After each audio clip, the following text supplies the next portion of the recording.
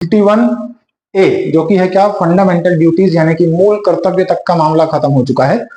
अब आगे हमको भाग 5 यानी कि क्या, संघ या यूनियन की तरफ बात करना है। इसमें जो प्रमुख चीजें जिस पर हमको डिस्कस करना होगा वो क्या, राष्ट्रपति यानी क्या, प्रेसिडेंट ऑफ इंडिया, उसके बाद प्रधानमंत्री और उसकी मंत्री परिषद, ठीक, यानी क्या, prime minister and council of ministers. तीसरे स्तर पर महान्यायवादी, ठीक, महान्यायवादी। चौथे पर लोकसभा एंड राज्यसभा, ठीक, लोकसभा राज्यसभा के बाद में आपका सुप्रीम कोर्ट है ना, के बारे में बात करना है। इसके बाद जो छठवें वाले होंगे कौन, कंट्रोलर एंड ऑडिटर जनरल, महालेखा परीक्षक। इन 6 अलग अलग चीजों पर हमको बात करना होगा, किस पर, पार्ट 5 यूनियन में, जो कि कहां से कहां तक है, आर्टिकल 52 से लेकर के 151 तक है। सबसे पहला जो हमारा डिस्कशन होगा वो किस पर होगा, राष्ट्रपति यानी कि प्रेसिडेंट ऑफ इंडिया पर, ठीक। तो राष्ट्रपति कौन होते हैं, इनके भारत के राष्ट्रपति के बारे में ये कहा जाता है कि इनका कहना चाहिए कि यूनियन के बाद से, मतलब आर्टिकल 52 के बाद से राष्ट्रपति के बारे में जो प्रावधान है वो पूरे संविधान में आपको कहीं ना कहीं मिलते रहेंगे लगातार। कब से, आर्टिकल 52 के बाद से, ठीक है। हर 3-4 आर्टिकल के बाद में जो 5वां आर्टिकल होगा वो राष्ट्रपति से संबंधित होगा। तो कुछ गिने चुने आर्टिकल्स में राष्ट्रपति को मैं समेटने की कोशिश करूंगा जितना पॉसिबल हो। बाकी उससे संबंधित जो भी चीजें आएंगी आगे, ठीक है, राष्ट्रपति से रिलेटेड कुछ भी चीजें अगर सामने आएंगी तो हम उन पर बात करेंगे, ठीक है। फिलहाल कुछ बेसिक प्रावधान है उस पर बात करते हैं। तो सबसे पहले आर्टिकल 52 इस बात की घोषणा करता है कि भारत का एक क्या होगा, राष्ट्रपति होगा, ठीक है। तो राष्ट्रपति का पद या डेजिग्नेशन, ठीक है, या पोस्ट की बात कहां की गई है, आर्टिकल 52 में। आर्टिकल 52 में क्या कहा गया है कि भारत का एक राष्ट्रपति होगा, ठीक है। राष्ट्रपति, भारत का जो राष्ट्रपति होता है वो इससे सबसे प्रथम नागरिक माना जाता है, ठीक। भारत का राष्ट्रपति देश का सबसे पहला नागरिक माना जाता है। उसके बाद ये औपचारिक प्रमुख होता है, औपचारिक प्रमुख होता है, ठीक है। तो अब तक कितने राष्ट्रपति हुए उस पर भी हम बात कर लेते हैं। तो पहले नंबर पर राजेंद्र प्रसाद, ये 2 कार्यकाल के लिए थे तो इनको भी 2 नंबर पर डालेंगे, राजेंद्र प्रसाद, ठीक है। राधा कृष्णन, जाकिर हुसैन, 5वें नंबर पर वी वी गिरी, 6वें नंबर पर फखरुद्दीन अली अहमद, ठीक है।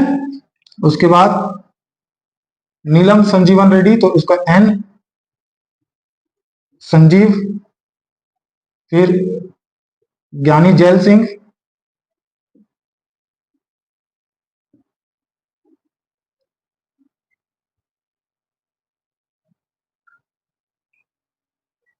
फिर वेंकट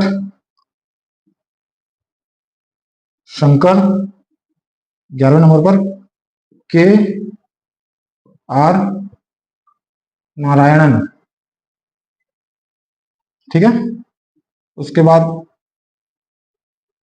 अब्दुल कलाम आजाद, उसके बाद प्रतिभा पाटिल, 14 नंबर पर प्रणब मुखर्जी, 15 नवंबर पर रामनाथ कोविंद, और अभी वर्तमान में कौन, तो द्रौपदी मुर्मू, ठीक है। ये हुए कौन, अब तक के भारत के राष्ट्रपति, ठीक है। यहां पर 2 कार्यवाहक राष्ट्रपति भी थे, ठीक है। जो यहां पर जाकिर हुसैन है, इनका आधे कार्यकाल में मृत्यु हो जाती है। तो यहां पर जो कार्यवाहक राष्ट्रपति रहे, ये आगे हमको मिलेगा आर्टिकल में, कार्यवाहक राष्ट्रपति। तो पहले नंबर पर कौन थे? तो पहले नंबर पर राष्ट्रपति थे वी वी गिरी। दूसरे नंबर पर इन्हीं के बाद में हिदायतुल्ला, जस्टिस हिदायतुल्ला, ये सुप्रीम कोर्ट के जज रहे जिनको कार्यवाहक राष्ट्रपति बनाया गया था। फिर तीसरे नंबर पर फखरुद्दीन अली अहमद के बाद बी डी जत्ती। ठीक है, तो ये 3 कार्यवाहक राष्ट्रपति रहे। जो सेकंड नंबर पर जस्टिस हिदायतुल्ला हैं, ये सुप्रीम कोर्ट के जज हैं जिनको क्या बनाया गया था? कार्यवाहक राष्ट्रपति बनाया गया था। ये इंपॉर्टेंट फैक्ट है, ये याद रखेंगे। लगातार 2 कार्यकाल के लिए राष्ट्रपति रहने वाले राजेंद्र प्रसाद थे। जाकिर हुसैन और फखरुद्दीन अली अहमद, ये 2 ऐसे थे जिनके कार्यकाल के दौरान मृत्यु हो जाती है। फखरुद्दीन अली अहमद के बाद में बी डी जत्ती को कार्यवाहक राष्ट्रपति बनाया गया था और जाकिर हुसैन के बाद में वी वी गिरी और जस्टिस हिदायतुल्ला को कार्यवाहक राष्ट्रपति बनाया गया था। ठीक, तो ये हो गया आर्टिकल 52 से रिलेटेड बातें कि क्या भारत का एक राष्ट्रपति होगा, ये प्रदेश का प्रथम नागरिक होता है, इसे औपचारिक प्रमुख कहा जाता है। और ये रही क्या अब तक के जितने भी राष्ट्रपति रहे उनकी सूची। ठीक, लगातार 2 कार्यकाल के लिए राष्ट्रपति रहने वाले राजेंद्र प्रसाद थे। जाकिर हुसैन के मृत्यु के पश्चात इन दोनों को वी वी गिरी और जस्टिस हिदायतुल्ला को क्या बनाया गया था? कार्यवाहक राष्ट्रपति बनाया गया था। जस्टिस हिदायतुल्ला सुप्रीम कोर्ट के एकमात्र जज हैं जिनको अब तक क्या बनाया गया है? कार्यवाहक राष्ट्रपति या राष्ट्रपति के तौर पर काम कर चुके हैं। ठीक, और जो 2 जिनके कार्यकाल के दौरान उनकी मृत्यु हो गई थी, तो वो जाकिर हुसैन और फखरुद्दीन अली अहमद। एक और फैक्ट है कि वी वी गिरी को अपने लगभग 1969 के जो चुनाव है, इसमें निर्वाचन विवाद को लेकर के इन्हें क्या है, न्यायपालिका के समक्ष प्रस्तुत होना पड़ा था। किनको? तो वी वी गिरी को। इस बात को ध्यान देंगे। ठीक है, हाँ भाई, ठीक है। तो ये छोटे छोटे फैक्ट्स हैं जो राष्ट्रपति से पूछे जा सकते हैं, तो इनको ध्यान में रखेंगे। इसके बाद में अगला हिस्सा क्या हो जाएगा? आर्टिकल 53। ठीक है, आर्टिकल 53 क्या होगा देखते हैं। आर्टिकल 53 में संघ की कार्यपालिका शक्ति, संघ की कार्यपालिका शक्ति किसके पास होगी? तो राष्ट्रपति के पास होगी। यह हो जाएगा 53 का क्लॉज 1। 53 का सेकंड क्लॉज है, इस शक्ति का उपयोग वो या तो स्वयं या फिर किनके माध्यम से? अपने अधीनस्थ के माध्यम से। ठीक है, अधीनस्थ के माध्यम से क्या करेगा? उसका इस्तेमाल करेगा। यहां पर 2 चीज है। आर्टिकल 53 में यह कहा गया है कि संघ की कार्यपालिका शक्ति किसके पास होगी? राष्ट्रपति के पास होगी। मतलब क्या? संघ से संबंधित जितने भी काम काज किए जाएंगे वो सभी किसके नाम से होंगे? राष्ट्रपति के नाम पर होंगे। ठीक है, मतलब काम कुछ भी हो उसमें सिग्नेचर किसका होना चाहिए? राष्ट्रपति का होना चाहिए। ये कहां पर लिखा हुआ है? आर्टिकल 53 में। ठीक, पहला क्लॉज। सेकंड क्लॉज में लिखा गया है कि इस शक्ति का उपयोग वो स्वयं या अपने अधीनस्थ, अधीनस्थ मतलब क्या? प्रधानमंत्री और उसकी परिषद। ठीक है, या जो भी संघीय यूनियन के अंतर्गत जो भी आते हैं वो सभी के क्या जाएंगे? सब उसके सबऑर्डिनेट हो जाएंगे। तो उन सभी के सहयोग से क्या करेगा? वो काम करेगा। अब यहाँ पर 2 चीजें हैं। एक तो स्वयं, स्वयं मतलब ऐसे काम जो वो अपने डिसीजन से लेता हो, और यहां पर अधीनस्थ का मतलब है कि जिससे उसको सलाह लेनी हो। ध्यान रहे, संघीय कार्यपालिका के अंतर्गत राष्ट्रपति कोई भी काम प्रधानमंत्री है ना, और उसके जो बाकी मंत्री हैं या उसके काउंसिल ऑफ मिनिस्टर्स की सलाह पर ही डिसीजन लेता है। प्रधानमंत्री 2 तरह के काम करता है, मैं कह रहा हूं। एक तो वो है जिसको वो अपनी इच्छा से, यानी कि इसको क्या कहा जाता है? स्वविवेक। इसको कहा जाता है क्या? स्वविवेक से काम करता है। और एक तरीका होता है उसके काम करने का कि वो सलाह पर काम करे। ठीक है, राष्ट्रपति 2 तरीके से काम करता है, एक तो अपनी इच्छा से और किसी की सलाह से। तो किसी की सलाह से मतलब क्या? प्रधानमंत्री और उसकी परिषद की सलाह से ही वो काम करता है। इसका मतलब राष्ट्रपति के 2 तरह की शक्तियां बताई गई हैं। कौन सा? एक जो स्वविवेक से हो और दूसरा कौन? सलाह से हो। तो जो उसके पहले हम सलाह वाली शक्तियां देख लेते हैं। सलाह वाली शक्तियों को डिवाइड किया गया है 7 तरीके से। मतलब क्या? मैं यहाँ पर राष्ट्रपति के कार्य और शक्तियों को मैं इकट्ठी ही बता दे रहा हूं। बाकी इसका जो कार्य और शक्ति है वो तो अलग अलग आर्टिकल्स में, चाहे यूनियन ही नहीं, राज्य में हो, चाहे राजभाषा हो, चाहे निर्वाचन आयोग हो, हर जगह मिलेगा आपको राष्ट्रपति। ठीक है, मैं जो मोटे मोटे तौर पर यहाँ पर डिस्कस कर लेते हैं। बाकी जो आर्टिकल में जो आएगा हम आर्टिकल वाइज करते जा रहे हैं, तो जहां पर जिस आर्टिकल में आएगा उस पर हम उसको अलग से बात करेंगे ज्यादा डिटेल में। फिलहाल राष्ट्रपति की शक्तियों पर बात करें तो 1 2 3 4 ये 5 ये 6, एक और बढ़ा लेते हैं क्या? 7। ठीक है, सबसे पहले कौन सा? इसकी कार्यकारी शक्तियां होंगी। ठीक, कार्यकारी यानी कि एग्जीक्यूटिव से संबंधित शक्तियां होंगी। कार्यकारी के बाद विधायी, विधायी का मतलब किससे संबंधित, लेजिस्लेचर से संबंधित। उसके बाद न्यायिक, न्यायिक यानी कि किससे, आपका जुडिशरी से संबंधित शक्तियां हो जाएंगी। उसके बाद कुछ आपातकालीन शक्तियां हैं, आपातकालीन यानी कि कौन सा, इमरजेंसी, ठीक है। इमरजेंसी के बाद फिर कुछ कूटनीतिक शक्तियां हैं, कूटनीतिक शक्तियों को इंटरनेशनल मान के चलते हैं, ठीक है।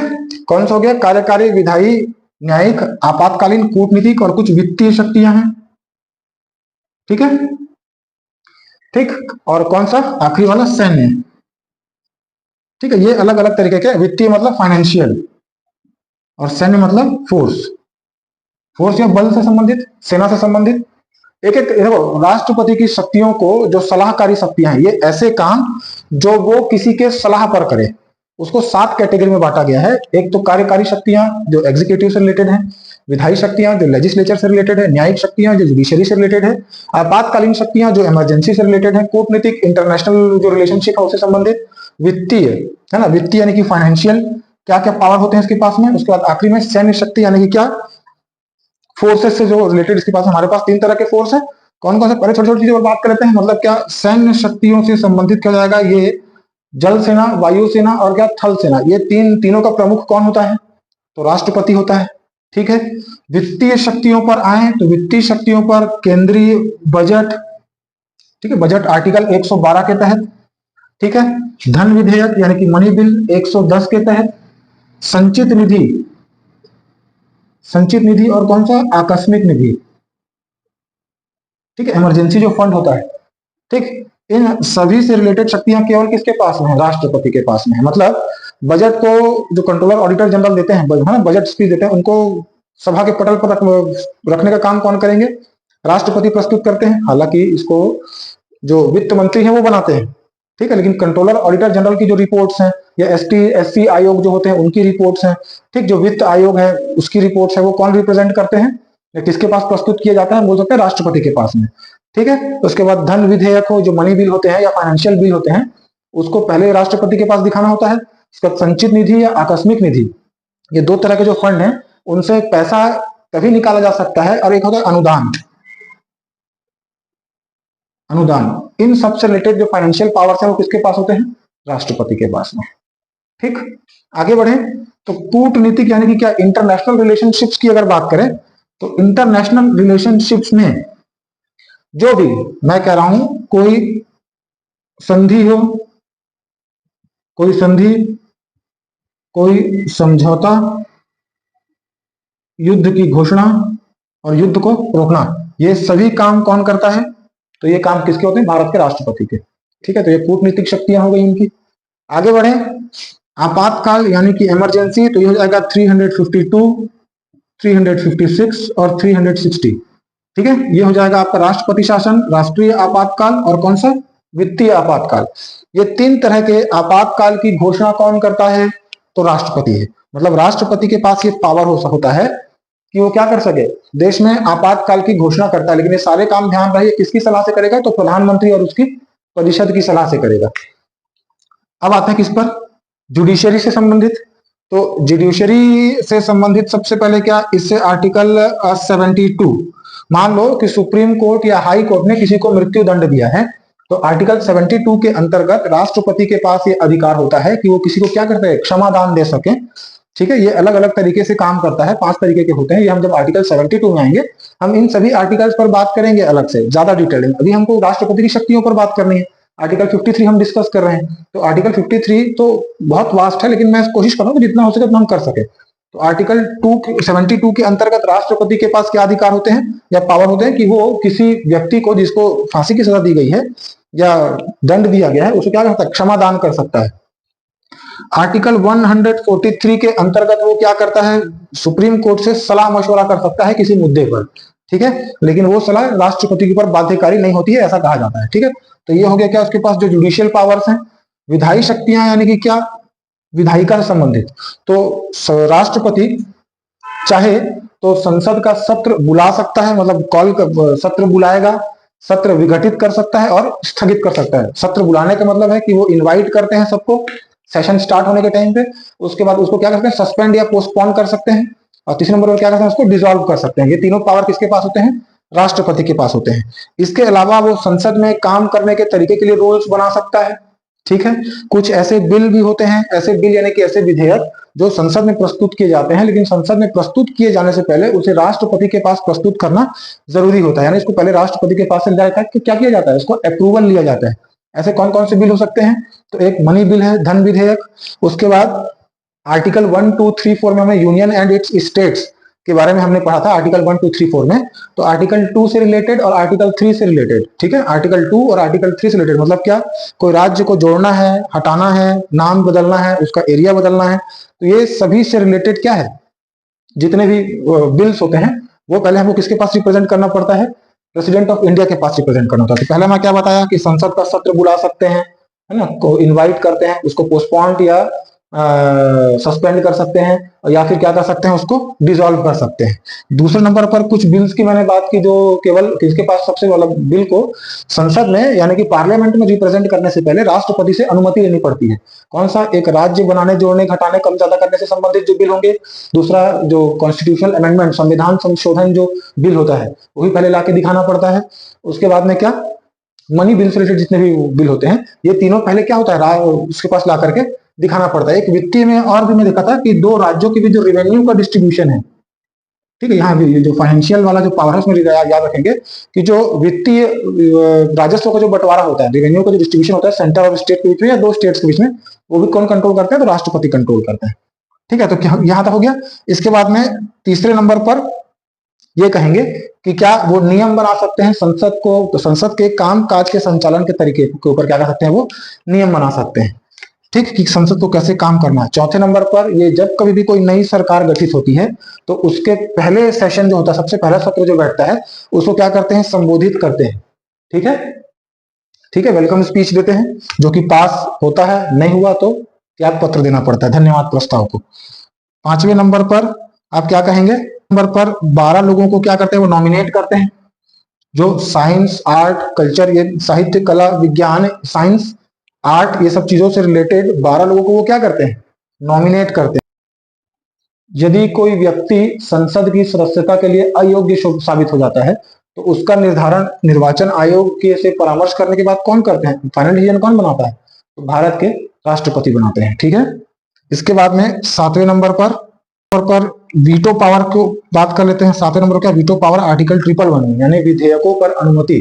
राष्ट्रपति के पास में कुछ स्पेशल पावर होते हैं, किसको लेकर के, बिल्स को लेकर के, कि वो चाहे तो उसको एक्सेप्ट कर ले या तो उसको क्या कर सकते हैं, परमानेंटली इस पर रोक लगा देते हैं, या तो उसको पुनर्विचार करने के लिए, रिकंसिडर करने के लिए पटल पर वापस दे देते हैं। तो ये सारे पावर्स हैं इनके पास में, तो 7 मेरे हिसाब से मोर देन सफिशिएंट होंगे। कार्यकारी शक्तियों पर आए तो कार्यकारी शक्ति का कहने का मतलब क्या, प्रधानमंत्री की नियुक्ति वही करेंगे, उनको शपथ दिलाएंगे।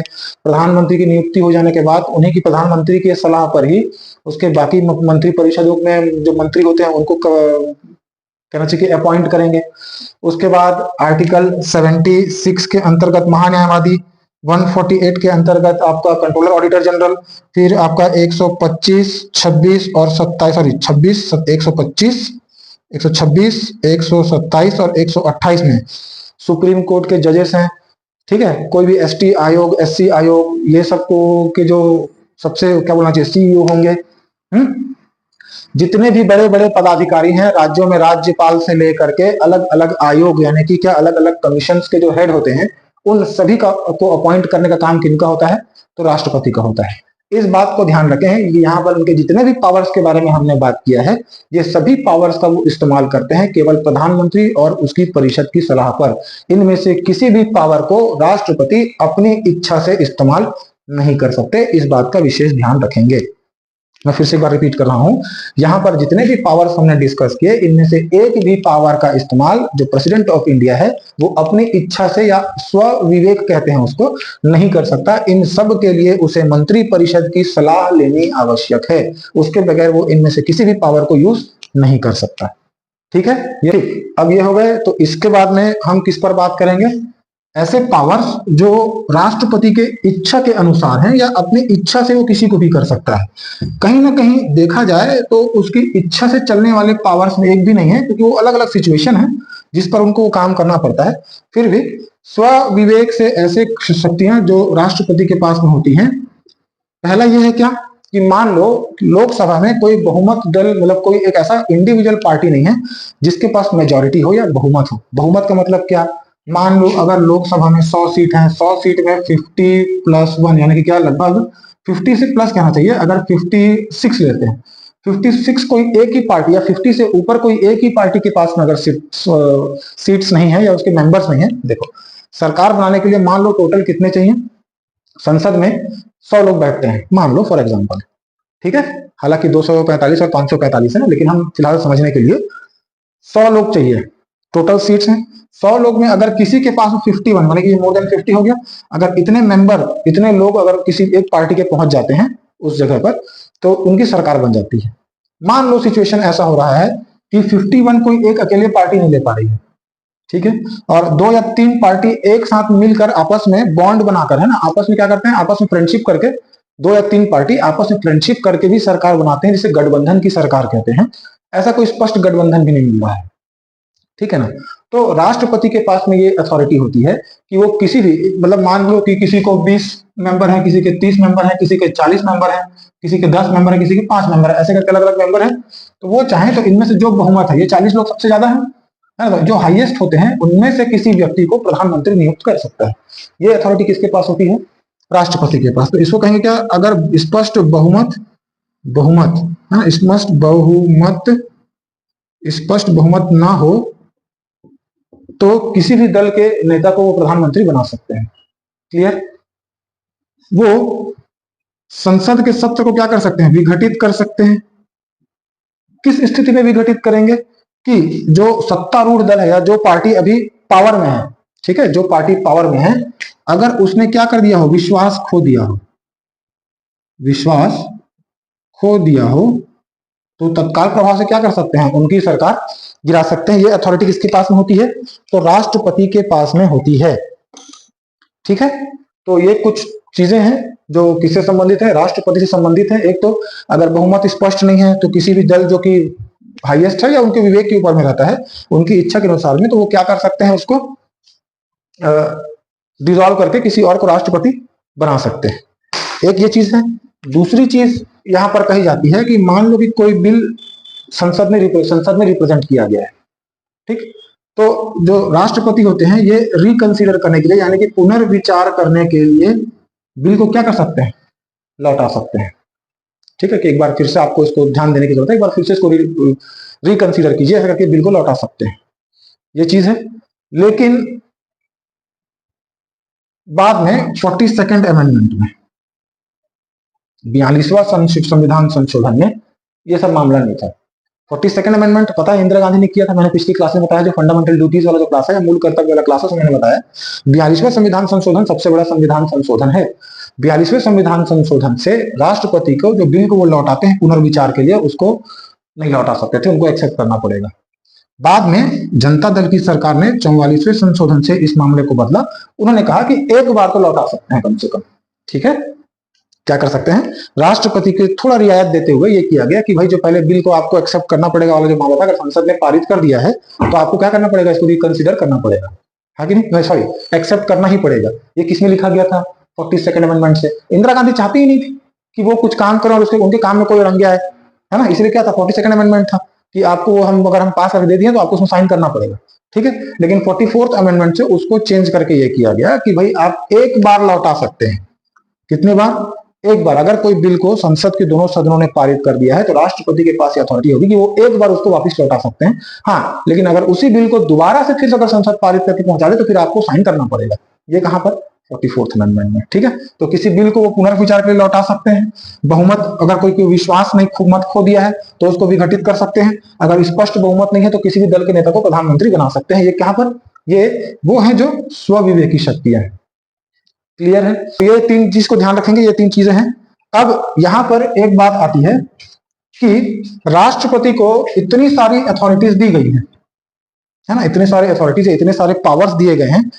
इन सब के बावजूद भी राष्ट्रपति के पास में ऐसा कोई स्पेशल अथॉरिटी नहीं है जिसको वो अपनी इच्छा से कर सके। मतलब कह सकते हैं कि संविधान में 99% या 98% काम ऐसे हैं जो राष्ट्रपति करता है, किससे? प्रधानमंत्री और उसके काउंसिल ऑफ मिनिस्टर के सलाह से, यही बात करता है ना। और इनके जो अपनी इच्छा से काम करते हैं, भी उनकी इच्छा से नहीं है, देखा जाए तो कायदे से ये भी उनकी इच्छा से नहीं है, कुछ कंडीशंस हैं जिनमें कुछ ना कुछ तो डिसीजन लेना ही पड़ता है कि नहीं?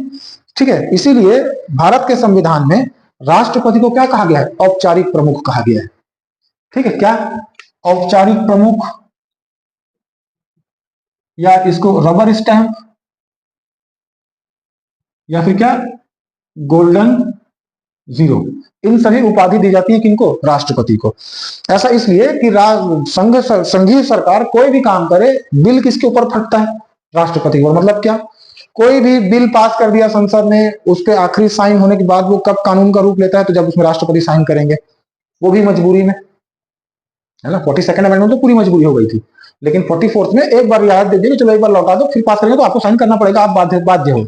ठीक है, मेरी बात समझ पा रहे हैं? कोई भी अंतरराष्ट्रीय समझौता हुआ, किसका साइन? राष्ट्रपति के नाम पर। युद्ध करना है, राष्ट्रपति के नाम पर। कोई डिसीजन बना जिस पर किसका साइन? तो राष्ट्रपति का साइन। बात समझ में आ रहा है? मतलब क्या है कि उनका इस्तेमाल केवल ऐसा सील लगा के साइन करने के लिए, बाकी मेन पावर किसके पास में होते हैं? प्रधानमंत्री के पास में। ठीक है, तो राष्ट्रपति को क्या कहा गया है? औपचारिक प्रमुख, रबर स्टैंप या गोल्डन जीरो। ठीक है, तो ये हो गया आर्टिकल 53। आगे बढ़े, हम इन सभी इनके पावर्स पर, जैसे वीटो पावर्स हैं, तो उन पर और विस्तार से या डिटेल में हम बात करेंगे। फिलहाल क्या है, हमको राष्ट्रपति को क्लियर करना, तो हम उसके कुछ मोटे मोटे तौर पर जो शक्ति है उस पर हम बात कर रहे हैं। अब आते हैं आर्टिकल 44, राष्ट्रपति का निर्वाचन। ठीक, राष्ट्रपति के निर्वाचन में जो चीजें हमको ध्यान रखनी है उस पर हम पहले डिस्कस कर लेते हैं कि निर्वाचन इनका कैसे होता है। तो अप्रत्यक्ष होता है, इनडायरेक्ट इलेक्शन होता है। इनके इलेक्शन के जो तरीका इस्तेमाल किया जाता है उसको कहा जाता है PRSTV। PRSTV का मतलब proportional representation by single transferable vote. ठीक है, ये हो गया। तो इनका चुनाव कैसा होता है? अप्रत्यक्ष तरीके से होता है, यानी कि इनडायरेक्ट इलेक्शन। इनडायरेक्ट इलेक्शन मतलब क्या है कि सीधे जनता नहीं चुनती है। ठीक है, इनको क्या करती है? सीधे जनता नहीं चुनती है। एक और बात यहीं पर डिस्कस कर लेते हैं कि इनके मतदाता कौन होंगे। ठीक, मतदाता कौन होंगे? तो अप्रत्यक्ष इलेक्शन का मतलब क्या है कि हमारे द्वारा चुने गए जितने भी सांसद हैं और कौन विधायक हैं, वो सभी मिलकर क्या करते हैं? राष्ट्रपति का चुनाव करते हैं। मतलब क्या? इनको सीधे जनता चुनती नहीं है। ठीक, अब proportional representation by single transferable vote का मैं इसको हम बात करेंगे कि चुनाव का तरीका क्या है। पहले इस पर बात कर लेते हैं कि इनके लिए अप्रत्यक्ष चुनाव क्यों चुना गया। तो ऐसा कहा जाता है कि देखिए, पूरे देश की ताकत किसके पास संचित है? प्रधानमंत्री के पास में। सारे काम का जिम्मा किनके ऊपर है? प्रधानमंत्री के ऊपर में। तो इनको औपचारिक मुखिया कहा जाता है ना। ब्रिटेन की तरह, जैसे ब्रिटेन में राजा जो होता है क्या? औपचारिक प्रमुख होता है, लेकिन अमेरिका में प्रेसिडेंट के पास ही सारे पावर्स होते हैं। ठीक है, लेकिन इंडिया में जो प्रेसिडेंट है या प्रेसिडेंट का जो पोजीशन लिया गया है वो कहां से लिया गया है? ब्रिटेन से। ठीक, आगे बढ़ते हैं। मैं कह रहा हूं कि राष्ट्रपति के निर्वाचन के लिए अप्रत्यक्ष क्यों किया गया, तो इसको लेकर भी संविधान सभा में विवाद था कि देश का प्रमुख है, सर्वोच्च अधिकारी है, तो इसके लिए कहना चाहिए प्रत्यक्ष, यानी कि डायरेक्ट इलेक्शन होना चाहिए। तो इस पर यह बात कहा जाता है कि अगर प्रधानमंत्री भी को भी जनता चुने और राष्ट्रपति को भी जनता चुने, तो पहली बात तो ये कि इन दोनों के बीच में शक्ति का टकराव रहेगा। वो कहेगा मुझे जनता ने चुन के भेजा, ये कहेंगे मुझे जनता ने चुन के भेजा। तो इन दोनों के बीच में क्या हो सकता है? शक्ति को लेकर के या पावर्स को लेकर के टकराव हो सकता है। इसीलिए राष्ट्रपति को क्या दिया गया? अप्रत्यक्ष चुनाव। अप्रत्यक्ष चुनाव का एक कारण ये भी है कि प्रधानमंत्री को, हमारे देश में पहले पंचायत, अभी तो हालांकि एक देश एक चुनाव आ रहा है ना, लेकिन उससे पहले तक क्या सिचुएशन था? पंचायत चुनाव अलग, निगम चुनाव अलग, फिर विधायकों का यानी कि राज्य का चुनाव अलग, फिर सांसदों का चुनाव अलग, है ना, ऐसा होता है। उसके बाद एक और बढ़ जाएगा क्या? राष्ट्रपति का चुनाव, जिसको जनता चुनेगी। तो इसमें काफी समय भी लगता है और काफी समय लगने के साथ क्या, काफी खर्चीला भी है। ठीक है, इसीलिए क्या किया गया? राष्ट्रपति के लिए अप्रत्यक्ष चुनाव का प्रावधान किया गया है। क्योंकि ये औपचारिक प्रमुख हैं, रियल पावर्स इनके पास में नहीं, प्रधानमंत्री की नेतृत्व वाली सरकार के पास होती है, तो इनके लिए इतना खर्चा करना उचित नहीं होगा, ये कहा जाता है। ठीक है, तो ये दो चीजें हो गई क्या कि इनका प्रत्यक्ष ना होकर के इनडायरेक्ट इलेक्शन क्यों किया जाता है। दो चीजें बताया, एक तो खर्चीला और दूसरा शक्ति का टकराव हो सकता है प्रधानमंत्री और उनके बीच में, कि मुझे भी जनता ने चुन के भेजा है, आपको भी जनता ने चुन के भेजा है, तो हो सकता है कि शक्ति को लेकर इनके बीच में क्या हो, झगड़ा हो सकता है। अब PRSTV क्या है ये समझिए। मान लो कि 4 लोग खड़े हैं वोट के लिए, A, B, C और D, ये 4 के बीच में चुनाव होना है। ठीक, तो जितने भी सांसद और विधायक होंगे वो सभी वोट ना दे करके अपनी प्रायोरिटी सेट करते हैं। प्रायोरिटी सेट करते हैं मतलब कि मान लो कि क्या है यहाँ पर, ये एक्स वाई जेड 1 2 3 4 5 6 लोग हैं जो वोट देने जा रहे हैं, ये मान लेते हैं। पहला नंबर का जो आदमी है वो एक को पहला डालेगा, मेरे को ये पहले नंबर पर चाहिए, ये दूसरे नंबर पर चाहिए, ये तीसरे नंबर पर और ये चौथे नंबर पर। उसने क्या किया, अपने प्रेफरेंसेस डाले या प्रायोरिटी सेट किए। सबसे पहले वो राष्ट्रपति के तौर पर किसको देखना चाहता है, ए को। अगर किसी कारणवश ए नहीं बन पाया तो कौन होना चाहिए, तो सी होना चाहिए। सी भी नहीं बन पाया तो बी, और बी भी नहीं हो पाया तो किसको, डी को। ये क्या दिए, प्राथमिकता दिए कि पहले किसको चाहते हैं, ये नहीं हो पाया तो उसको, वो नहीं पाया तो उसके। हम प्रीफरेंस भरते हैं ना काउंसलिंग वगैरह समय कॉलेज में, ये कॉलेज नहीं मिल पाया तो वो कॉलेज नंबर वाइज डालते हैं प्रीफरेंस को अपने, बस वैसे ही प्रीफरेंस भरा जाता है। ये ए बी सी डी 4 कौन है, राष्ट्रपति के पद के लिए उम्मीदवार है। वैसे ही सेकंड नंबर वाला, इसको दूसरा, पहला, तीसरा, चौथा, ये 1 2 3 4 ऐसा करके क्या किया जाता है, प्रीफरेंस दिया जाता है। ये सब प्रीफरेंस दे दिए। मान लो प्रीफरेंस ऐसा हुआ कि फर्स्ट पोजीशन पर, मतलब 50% वोट किसके पास पड़े, ए को, जो नंबर 1 पर देखना चाहते हैं। 30% जो वोट है वो किस पर पड़े, बी को लोग देखना चाहते हैं राष्ट्रपति के तौर पर।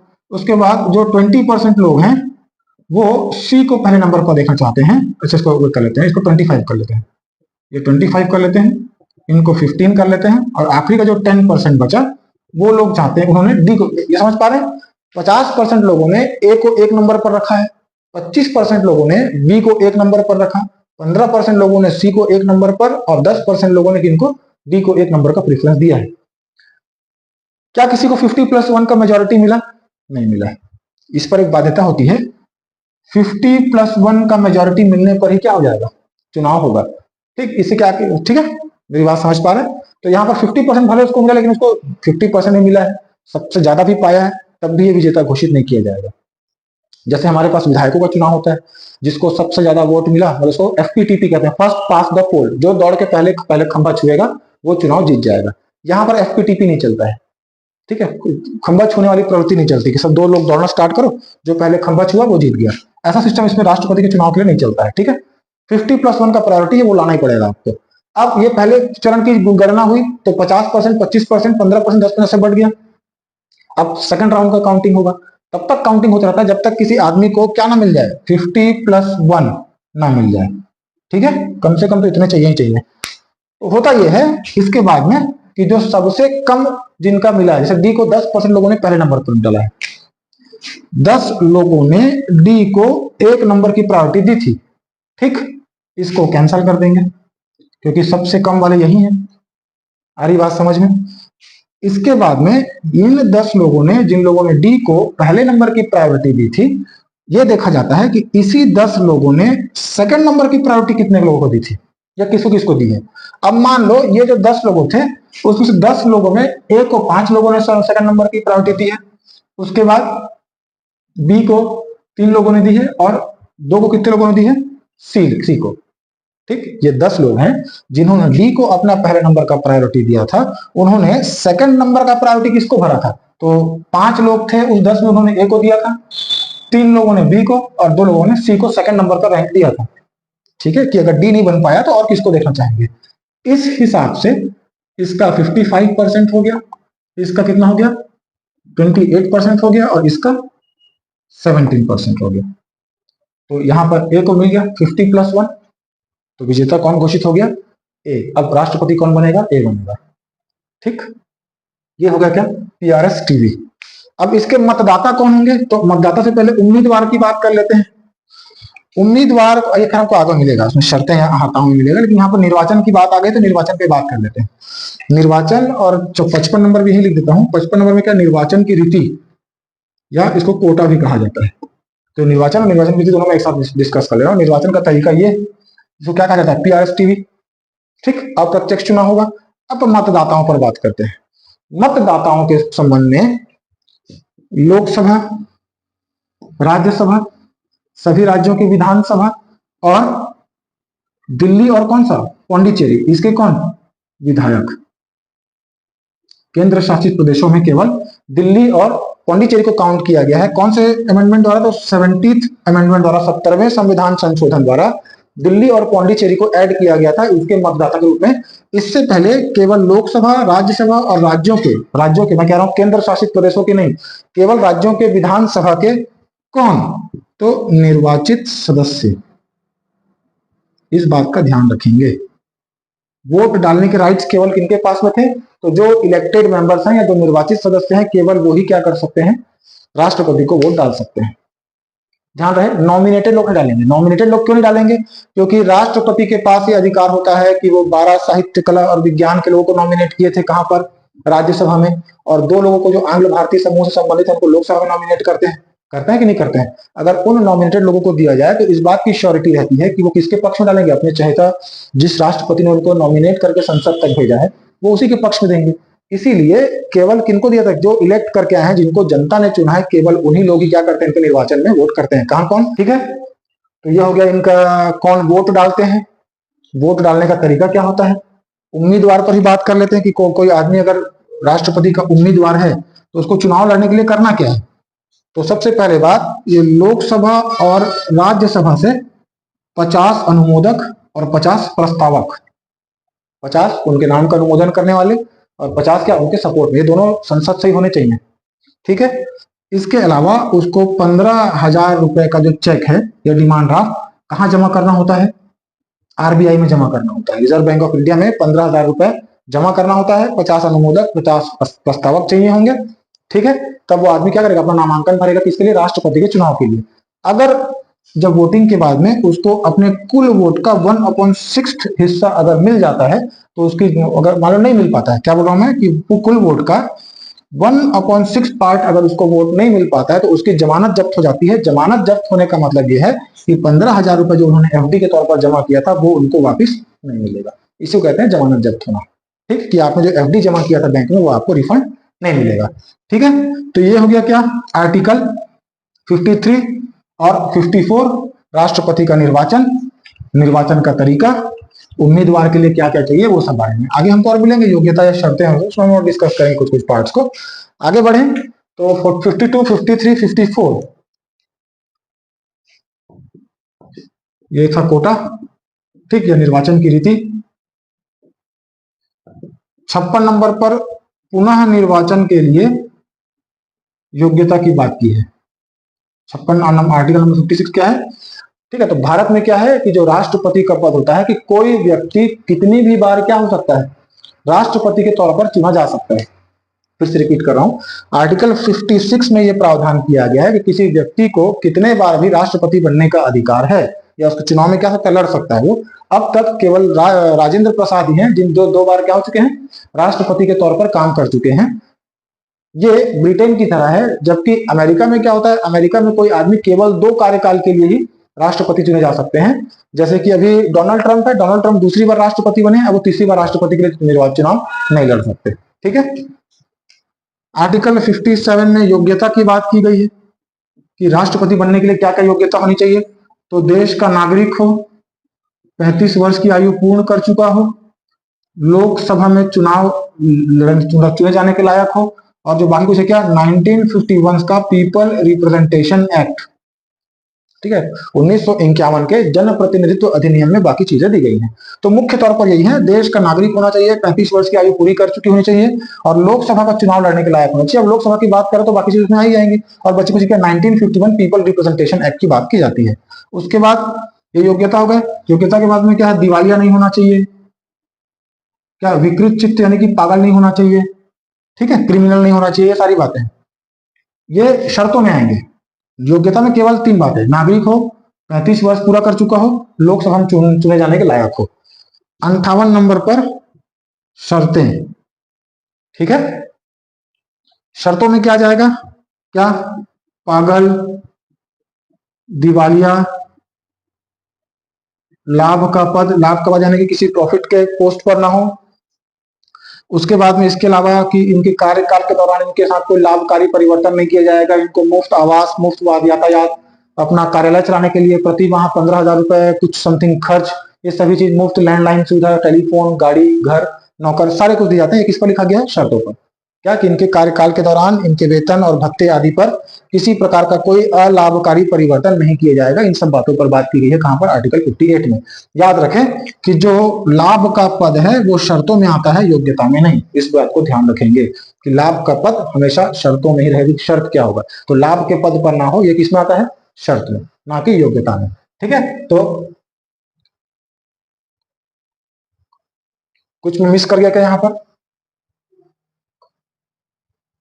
यहां पर 56 नंबर होना चाहिए था क्या, कार्यकाल, टेन्योर। फिर ये 57, ये 58 और ये हो जाएगा 59। ठीक है, ये एक मिस हो गया था। कार्यकाल यानी कि इनका टेन्योर। तो टेन्योर के बारे में क्या है, टेन्योर के बारे में इनका सामान्यतः जिस दिन ये शपथ लेंगे उस दिन से 5 साल के लिए राष्ट्रपति रहेंगे। दूसरी बात, कार्यकाल समाप्त होने के बाद भी ये अपने पद पर बने रहेंगे। कब तक, जब तक इन किसी नए व्यक्ति को राष्ट्रपति के तौर पर नहीं चुन लिया जाता, तब तक ये अपने पद पर बने रहेंगे। इसे कहा जाता है कि जब तक कोई नया उत्तराधिकारी का चयन ना कर लिया जाए तब तक ये क्या रहेंगे, प्रधान राष्ट्रपति के पद पर आसीन होते हैं। ठीक, ये कहाँ कहा गया है, कार्यकाल पर। मतलब ऐसा नहीं कि 5 साल हो गया तो उसको हटा दो, नहीं, जब तक कोई नया आदमी चुन के नहीं आ जाएगा तब तक ये क्या रहेंगे, 6 साल हो जाए, 7 साल हो गए, फर्क नहीं पड़ता। लेकिन आकस्मिक रिक्ति वाली बात जाती है कि 6 महीने के अंतर्गत चुनाव किया जाता है उसको। ठीक है, तो ये हो गया 59। 59 के बाद इस पर आर्टिकल 60 में, आर्टिकल 60 में शपथ। ठीक है,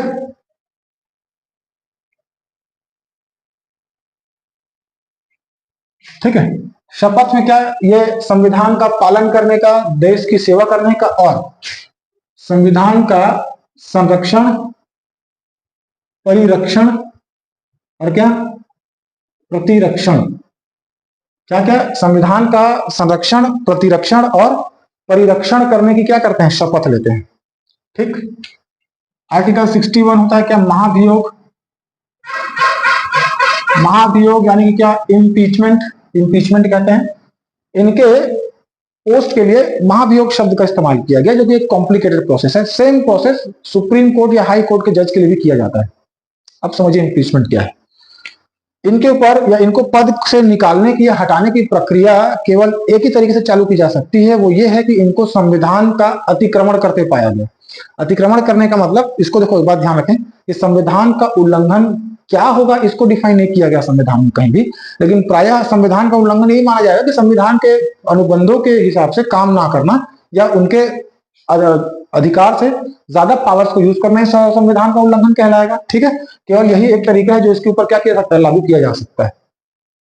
ठीक, तो महाभियोग क्या होगा, मान लो कि 2 सदन है हमारे पास, एक है लोकसभा और एक है राज्यसभा। ठीक, अब लोकसभा हो चाहे राज्यसभा हो, इनका इम्पीचमेंट कहीं से भी चालू किया जा सकता है, चाहे लोकसभा से चाहे राज्यसभा से, कहीं से भी। ठीक है, राष्ट्रपति के सम्मान में मान लेते हैं कि लोकसभा से चालू किया गया, तो लोकसभा से जब चालू करेंगे तो याद रखना कि मान लो यहां पर कितने सदस्य हैं, 100 सदस्य हैं, तो उन 100 सदस्यों का 1/4 हिस्सा, इस बात को ध्यान रखेंगे। तो जिस भी सदन में ये लाया जा रहा है वहां के सदन के कुल संख्या, मान लो अगर 100 लोग हैं तो कम से कम कितने लोग, 25 लोग ये साइन करके इस सदन में प्रस्तुत करेंगे कि भाई देखो हमने प्रस्ताव रखा है कि राष्ट्रपति के ऊपर XYZ आरोप है, उनको वहां से हटाया जाना चाहिए। ठीक है, लेकिन ये प्रस्ताव मान लो पारित हो गया, एक्सेप्ट कर लिया गया, प्रस्ताव को एक्सेप्ट किया गया है, अभियोग नहीं। तो इस प्रस्ताव के एक्सेप्ट होने के तारीख से राष्ट्रपति को 14 दिन का समय दिया जाता है, पूर्व सूचना दी जाती है। ठीक है, कि आपके खिलाफ ऐसा सा कोई बात आने वाला है लोकसभा में, ये उनको सूचना दे दिया जाता है। मैं फिर से रिपीट कर रहा हूं, महाभियोग का प्रस्ताव जिस भी सदन में लाया जाए, चाहे लोकसभा में हो चाहे राज्यसभा में हो, ठीक है ना, वहां पर कम से कम 1/4 यानी कि 100 में 25 लोग उसको साइन करके रिप्रेजेंट करेंगे कि हमको इस कारणों से राष्ट्रपति के ऊपर में महाभियोग चलाना है। वो एक्सेप्ट हो जाने के बाद में राष्ट्रपति को 14 दिन का समय दिया जाएगा। जिस सदन में ये एक्सेप्ट हुआ है उसे कहा जाता है अभियोग सदन। क्या कहा जाता है, अभियोग सदन। वो लोकसभा भी हो सकता है, राज्यसभा भी हो सकता है, डिपेंड करता है कि कौन से सदन में लाया गया। हम यहाँ लोकसभा लेके चल रहे हैं तो लोकसभा क्या कहलाएगा, अभियोग सदन कहलाएगा, जहां पर उसकी कार्यवाही चलने वाली है। अब ये 14 दिन का टाइम दिए, 14 दिन के बाद अब ये पारित किया जाना है कहां पर, लोकसभा में। इसको पारित करने के लिए कम से कम 2/3, 2/3 लोग इस पर क्या देनी चाहिए, अपनी सहमति देनी चाहिए। पहले प्रस्ताव आया, प्रस्ताव के बाद क्या, अभियोग आएगा, अभियोग को 2/3 लोग क्या कर दिए, पारित कर दिए। ठीक, उस बीच में 14 दिन का समय दिया जाता है राष्ट्रपति को। अब ये जो पारित हो चुका है, अब ये कहां पर जाएगा? राज्यसभा के पास में। इस बीच में राष्ट्रपति चाहे तो स्वयं या अपने किसी प्रतिनिधि के माध्यम से अपनी बात राज्यसभा में रख सकता है। जो अगला सदन हो जाएगा वो कहलाएगा क्या? जांच सदन। जांच सदन। अब अगर ये जांच सदन आरोपों को सही पाता है, सही पाने के बाद में फिर इसको 2/3 मेजोरिटी से पास करना पड़ेगा। पहले प्रस्ताव को 1/4 से, फिर यहाँ 2/3 से, फिर समय देने के बाद फिर 2/3 से। अब अगर ये पारित हो जाता है, यहाँ पर जांच सदन में भी पारित हो जाता है, अभियोग सदन के बाद अगर जांच सदन में भी पारित हो जाता है, तो ये क्या माना जाएगा कि जो अभियोग है वो पास कर दिया गया है, और तत्काल प्रभाव से क्या हो जाता है? राष्ट्रपति का पद खाली हो जाता है। ये क्लियर हुआ? ठीक, ये क्या है? इम्पीचमेंट का प्रोसेस है। ठीक, अब इम्पीचमेंट के बाद आते हैं किसमें? Article number 62। आर्टिकल नंबर 62 में आकस्मिक रिक्ति की बात की गई है। आकस्मिक रिक्ति, उसको भरने का समय, और कौन? कार्यवाहक। कार्यवाहक राष्ट्रपति के बारे में बात की जाती है। चलिए, आकस्मिक रिक्ति का मतलब क्या होता है? तो आकस्मिक रिक्ति का मतलब यह नहीं है कि वो छुट्टी में है, अचानक उनका निधन हो गया। ठीक है, मैं बात फिर से रिपीट कर रहा हूं। राष्ट्रपति के पोस्ट पर कोई ना कोई आदमी तो है जिसको अपॉइंट किया गया है, अचानक उस व्यक्ति की क्या जाती है? मृत्यु हो जाती है। ठीक है, जैसे जाकिर हुसैन की हुई थी। तीसरे नंबर के राष्ट्रपति थे, मतलब 2 बार राजेंद्र प्रसाद, तीसरे नंबर पर क्या? राधा कृष्णन, और तो उसके चौथे नंबर पर कौन आए थे? तो जाकिर हुसैन आए थे। जाकिर हुसैन की आधे कार्यकाल के दौरान मृत्यु हो गई थी। उनके मृत्यु होने के पश्चात बाद में वीवी गिरी को क्या बनाया गया था? कार्यवाहक बनाया गया था। हाँ कि नहीं? उस समय जस्टिस हिदायतुल्लाह भी थे जो कार्यवाहक राष्ट्रपति बने थे। तो ये कहा जाता है कि अगर कोई ना कोई व्यक्ति राष्ट्रपति के पद पर अपॉइंटेड है और अचानक वो पोस्ट, अगर वो आदमी किसी कारणवश नहीं आ पाया है, अनुपस्थित हो गया है, तभी कार्यवाहक राष्ट्रपति नियुक्त किया जाता है। अब कार्यवाहक राष्ट्रपति कौन बनेगा? तो उपराष्ट्रपति। उपराष्ट्रपति भी नहीं है तो सुप्रीम कोर्ट का CJI, chief justice of India. अगर वो भी नहीं है तो फिर वहां के क्या? वरिष्ठतम जज। वो भी नहीं है तो हाई कोर्ट के वरिष्ठतम जज, ये जो सबसे सीनियर जज होंगे उनको अपॉइंट किया जाता है। मैं क्या कह रहा हूं? कार्यवाहक राष्ट्रपति के तौर पर उपराष्ट्रपति, वो नहीं है तो CJI, वो भी नहीं है तो जो वरिष्ठतम न्यायाधीश होते हैं उनको किसके तौर पर? कार्यवाहक राष्ट्रपति के तौर पर अपॉइंट किया जाता है। लेकिन इसके लिए एक शर्त है कि वहां पर कोई ना कोई आदमी अपॉइंट हो, वो लेकिन किसी कारणवश नहीं आ पाया है। अब जैसे महाभियोग चल रहा है, किसी आदमी को उनके पोस्ट से हटा दिया गया है ना भाई? पोस्ट से हटा दिया है, मतलब अब तो कोई आदमी अपॉइंट नहीं है, महाभियोग करके ऊपर पोस्ट से हटा दिया गया है। तो ऐसे कंडीशन में कोई भी कार्यवाहक राष्ट्रपति नहीं होता। वही राष्ट्रपति जो महाभियोग के तौर जिन पर चलाया जा रहा था, जिनको भी पोस्ट से हटाने की प्रक्रिया चालू हो चुकी है, वो पद पर रहेंगे। कब तक? जब तक उनका क्या हो? उत्तराधिकारी अपॉइंट ना हो जाए। हमारी बात समझ में? उसके बाद वो हट जाएंगे। तो ये हो गया हमारा कहां से? आर्टिकल 52 से लेकर के 62 तक। अब यहां 63 से कौन आएंगे? तो उपराष्ट्रपति आएंगे। ठीक, तो हम उपराष्ट्रपति पर अलग से बात करेंगे।